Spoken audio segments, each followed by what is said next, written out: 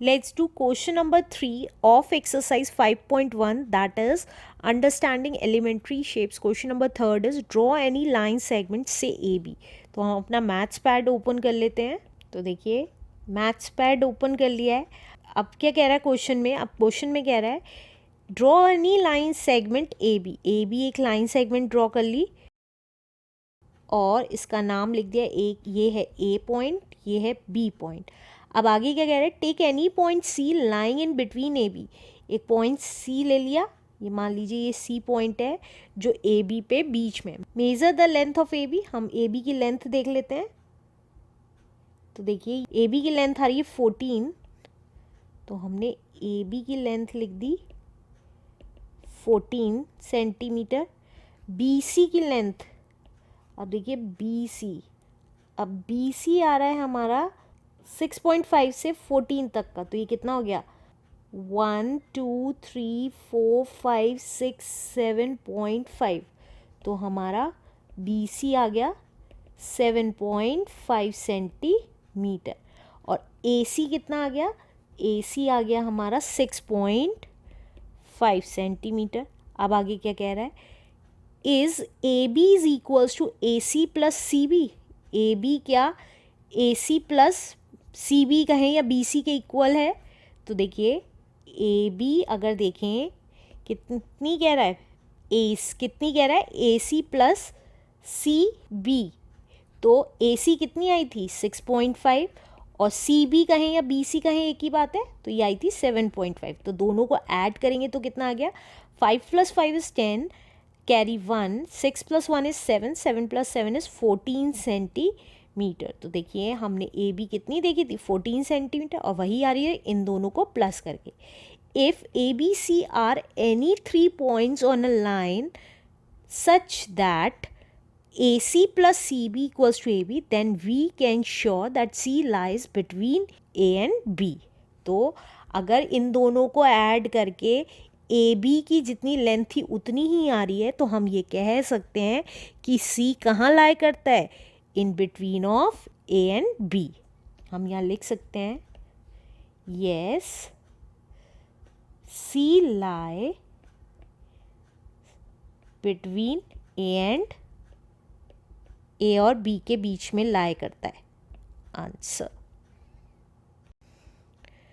Let's do question number 4 now. Question number 4 is if A, B and C are the 3 points on a line such that AB is equals to 5 centimeter, BC is equals to 3 centimeter and AC is equals to 8 centimeter, which one of them lie between the other two?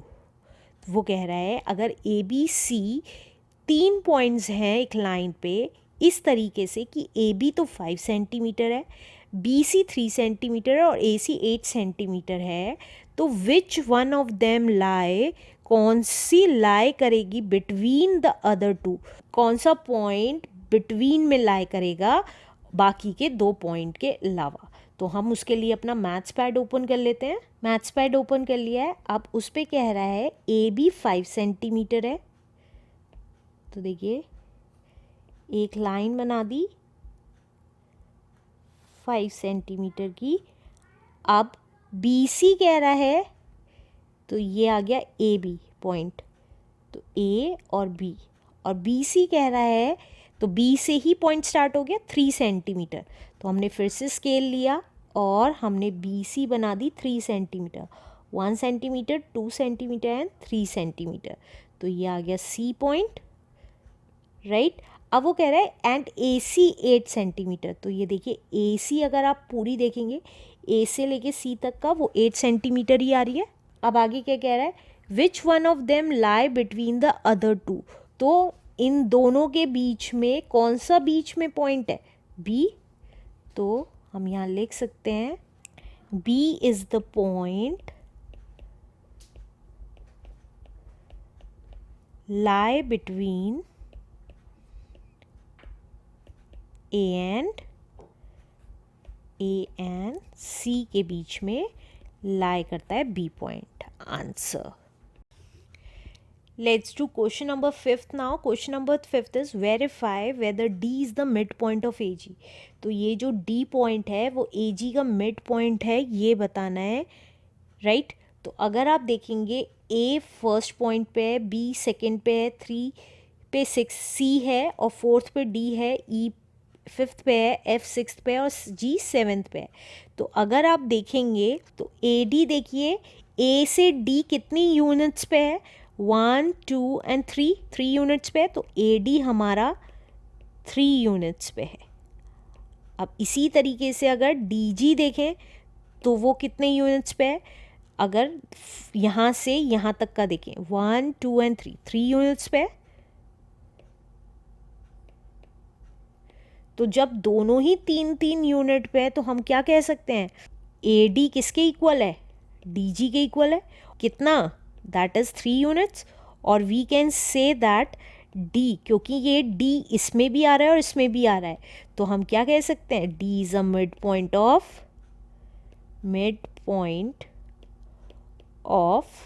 AG line का D क्या है, mid point है. Answer.